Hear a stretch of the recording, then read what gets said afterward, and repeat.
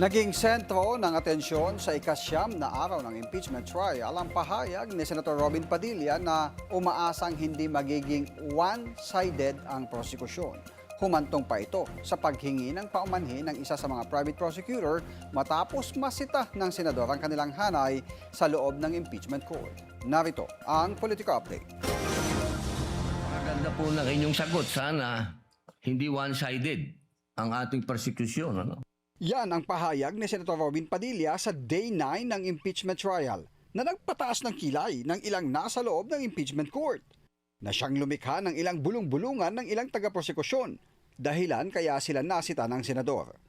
Alam niyo ba, bawal po ang ginagawa. Kindly maintain Presiding order officer, within the bawal court. po ang ginagawa nitong nasa harap natin, nagkukomento.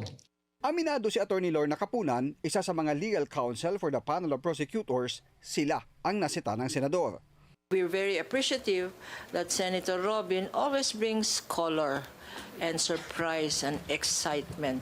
It's as if, especially if he's the last one to manifest, nagigising po kaming lahat. Talaga nagigising kaming lahat.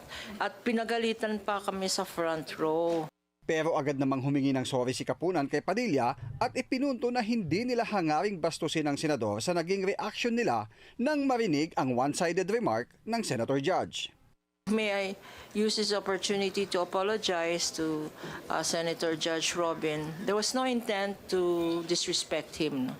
Kaya lang, syempre pag lawyer ka at nasa litigation ka, i-emote ka mag-i-emote ka, no? Alam naman nila yung, hindi naman emote na drama, pero it is an instinctive reaction. There was really no intent to disrespect him when he said, lalong-lalo na yung mga nasa front row, nagtinginan kaming ganyan. Yung pala kami yun, nasa front row.